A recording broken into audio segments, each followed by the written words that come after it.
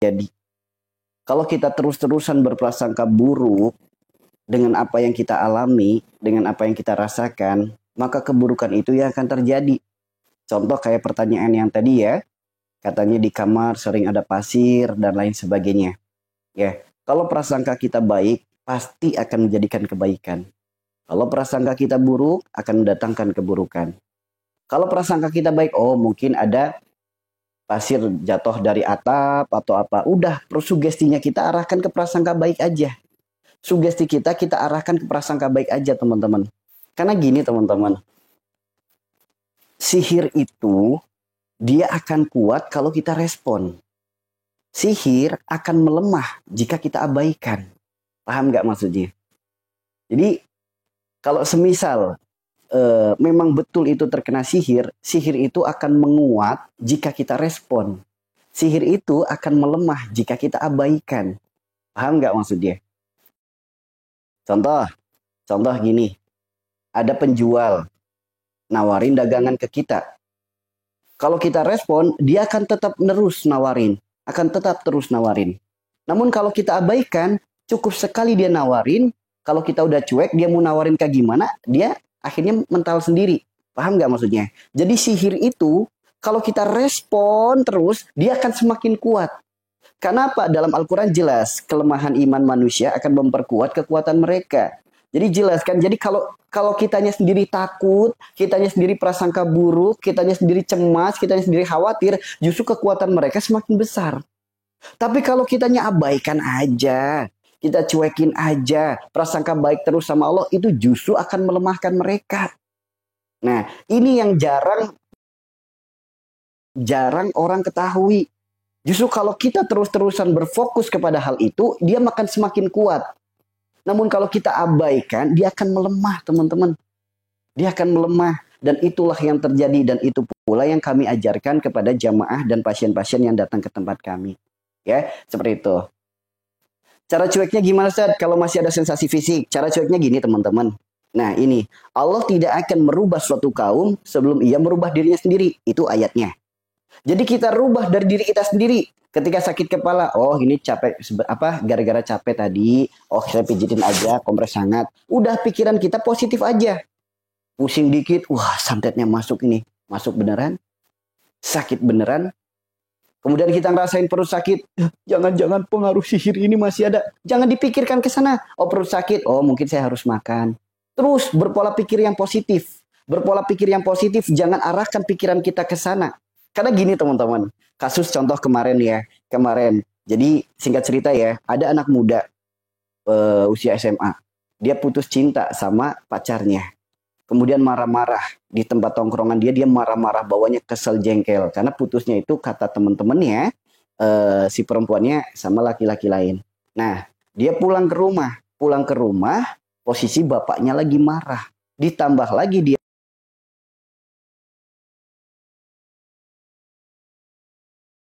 pulang, nggak tahu punya kesalahan apa, akhirnya bapaknya marah-marah.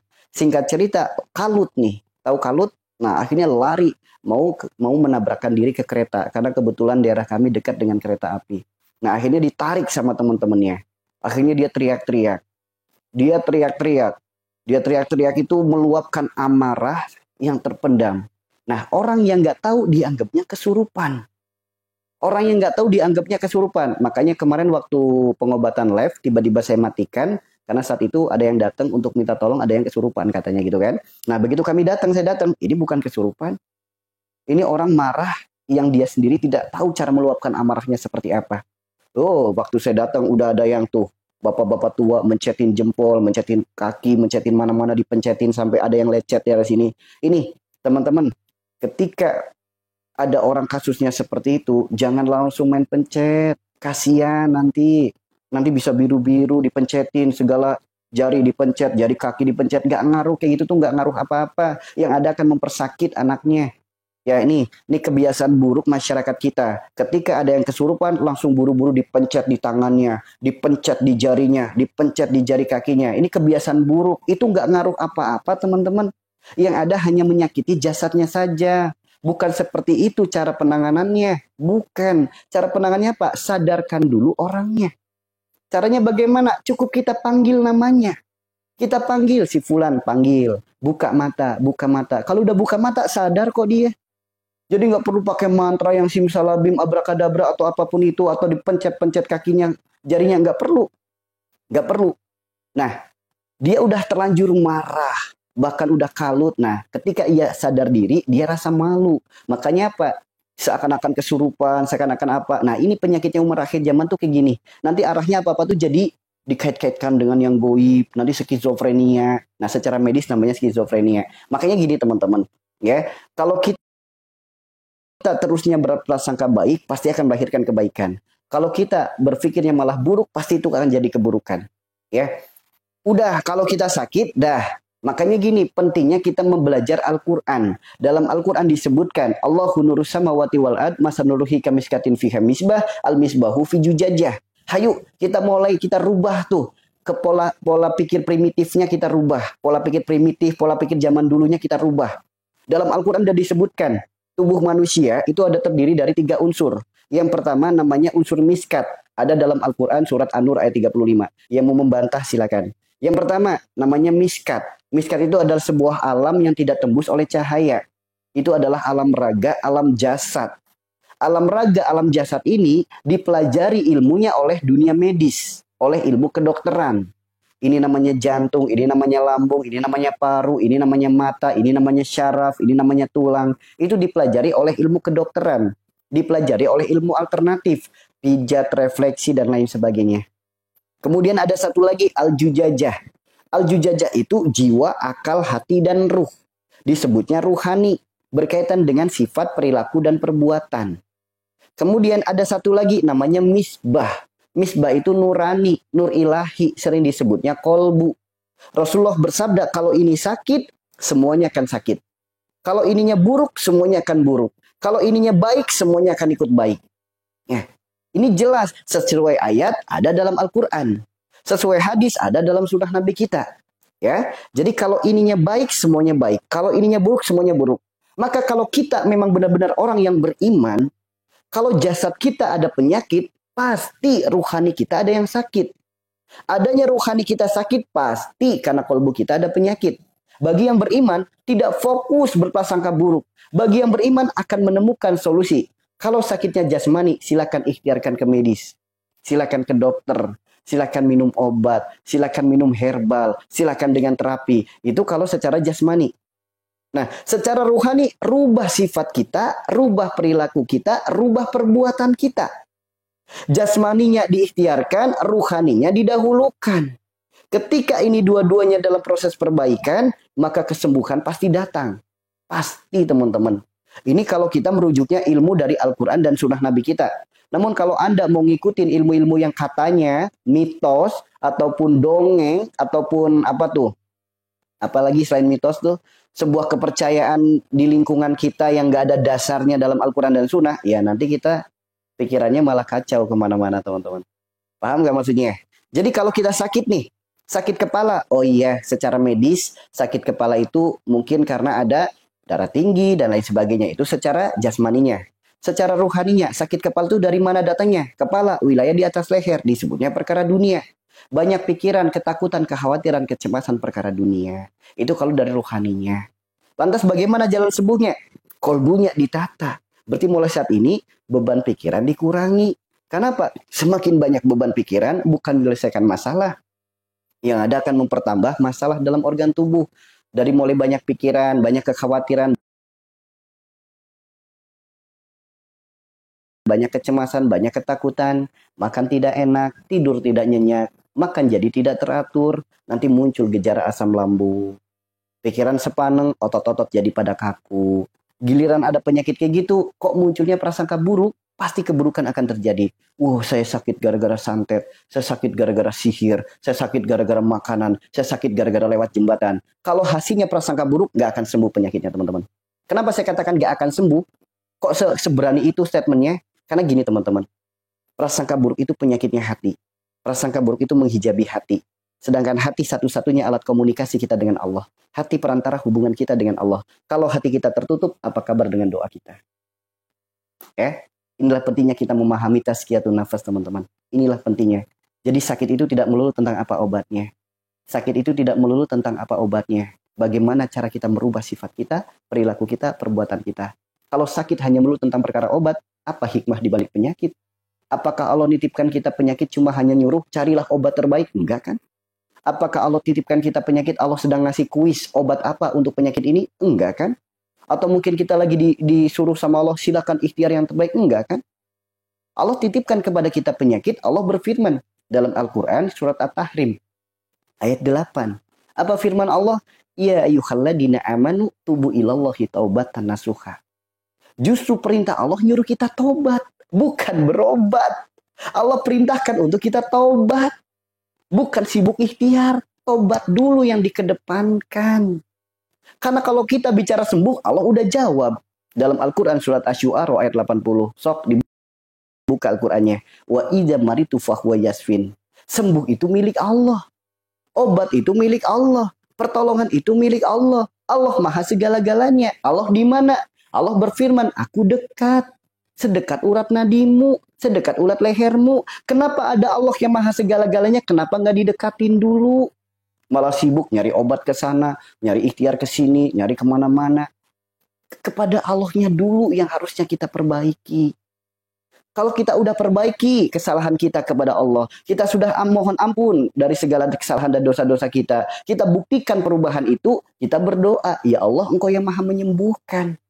Hamba mohon ya Allah, berikanlah hamba sembuh. Sembuh yang berkah yang diiringi dengan keimanan dan ketaatan.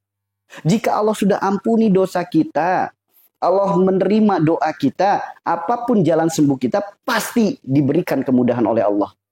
Andaikan sembuhnya harus dengan obat, Allah yang akan pertemukan kita dengan obat kita. Andaikan sembuhnya harus lewat dokter, lewat ustadz, lewat kiai, lewat herbal, lewat tabib, ataupun lewat terapi-terapi, pasti Allah yang akan mempertemukan jalan sembuh kita. Pasti. Menciptakan langit tanpa siang saja Allah mampu, apalagi hanya sebatas menyembuhkan penyakit kita. Penyakit paling parah dalam penciptaan manusia, yaitu penyakit Nabi Ayub aja sembuh, apalagi hanya penyakit kita. Kita hidup itu harus jadi pelajaran. Bukan hidup itu sebagai, apa ya namanya ya, sebagai pertanyaan gitu. Jadi setiap kali sakit selalu bertanya, obatnya apa? Setiap kali sakit selalu bertanya, terapinya apa? Padahal ayatnya jelas, bukan disuruh nyari obat, bukan disuruh berobat. Disuruhnya justru tobat. Itu kalau yang beriman. Ya, kenapa ayatnya ya ayyuhalladzina amanu bukan ya ayyuhan nas? Karena tidak semua manusia disuruh tobat dia akan mau tobat. Padahal Allah lebih mencintai seorang pendosa yang mengakui kesalahannya lalu ia bertobat daripada orang soleh, orang alim yang merasa dirinya nggak punya salah, merasa dirinya nggak punya dosa. Yang kadang miris, soleh kagak, alim kagak, namun merasa diri nggak punya dosa. Itu yang paling miris. Itulah kenapa Allah hanya berfirman, ya ayyuhalladzina amanu tubu ilallahi taubatan nasuha. Bukan ya ayyuhan nas. Bagi orang beriman, sakit bukan sibuk cari obat, sakit introspeksi diri. Bagi yang beriman, bagi yang lemah iman, ya, gitu ya. Bagi yang beriman, sakit introspeksi diri, muhasabah langsung. Bagi yang beriman, bagi yang lemah iman, sakit, wah, stres. Apa obatnya? Harus terapi kemana? Harus berobat kemana? Harus ikhtiar kemana? Itu kenapa ayatnya ya ayyuhalladzina amanu? Kenapa bukan ya ayyuhan nas? Ya, seperti itu teman-teman ya. Makanya hayu teman-teman. Siapapun di sini yang saat ini sedang sakit, apapun penyakit kita, yuk introspeksi diri. Karena itulah penyebabnya dari kesalahan kita sendiri. Kalau sakit yang kena santet gimana Ustaz? Gini teman-teman. Ya, gini. Yuk, saya ajak teman-teman berpikir sehat. Saya ajak teman-teman berpikir sehat. Yuk, misal kita sakit. Kalau kita bertanya kepada pedagang obat, wahai pedagang obat, sakitku gara-gara apa? Kata pedagang obat, sakit gara-gara makanan. Yang mau percaya, silakan. Kata orang pinter, wahai orang pinter, sakitku gara-gara apa? Sakit kamu gara-gara santet sihir guna-guna. Yang mau percaya, silakan. Kata pedagang agama, wahai pedagang agama, sakitku gara-gara apa? Kata pedagang agama, sakit kamu gara-gara tempat tinggal. tempat kamu harus dipagerin, rumah kamu harus ditanemin, kamu harus beli mahar ini, beli mahar itu, penyakitnya dipindah ke kambing, dan lain sebagainya. Itu kata pedagang agama. Ujung-ujungnya beli minyak ruqyah, garam ruqyah, ujung-ujungnya kayak gitu. Nah, satu lagi. Sabda Rasulullah, penyakit penyebabnya karena dosa. Kira-kira dari 4 jawaban ini, teman-teman mau percaya yang mana?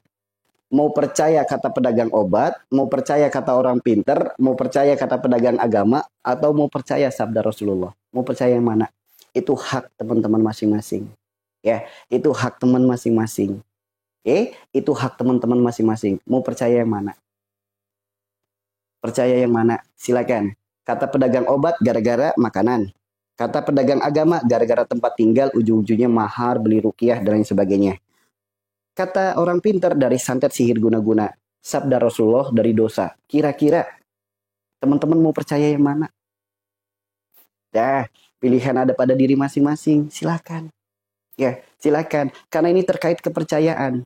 Ayatnya ya Yuhannas, ayatnya ya Yuhalladina amanu. Bagi ya Yuhannas mungkin percaya kata pedagang obat. Bagi yang ya Yuhannas mungkin percaya kata orang pintar. Bagi ya Yuhannas mungkin percaya kata pedagang agama. Tapi bagi ya ayyuhalladzina amanu, dia yakini penyakitku gara-gara dosa. Apapun penyakit kita, penyebabnya adalah dosa kita sendiri. Terkait perantaranya, ingat ya, perantaranya. Mau lewat kepleset, mau lewat kejedot, mau lewat jatuh, mau lewat keselek, mau lewat santet, mau lewat sihir, mau lewat apapun, itu hanya perantara. Ingat ya. Itu hanya perantara. Penyebabnya tetap kembali dari dosa kita. Tetap kembali dari dosa kita. Penyebabnya hanya perantara. Perantara nggak usah dipikirkan. Pikirkan penyebabnya. Contoh, kita punya atap. Atap kita rusak. Kalau hujan turun bocor. Atap kita rusak gara-gara kejatuhan kelapa. Sehingga atapnya jadi rusak kalau hujan bocor. Kalau kita hanya sibuk cari ember, cari baskom, mau sampai kapanpun bocor itu tidak akan pernah sembuh. Kalau kita sibuk ikhtiar beli ember, beli baskom, sampai kapanpun bocornya nggak akan sembuh. Kalau kita pengen atap yang bocor itu sembuh, perbaiki atapnya. Perkara pecahnya gara-gara kelapa, gara-gara batu, gara-gara kelelawar jatuh atau apa, itu hanya perantara, nggak usah dipikirkan. Itu hanya perantara. Setelah bocor itu, perbaiki atapnya, bukan sibuk cari ember, cari baskomnya. Begitupun kalau kita sakit.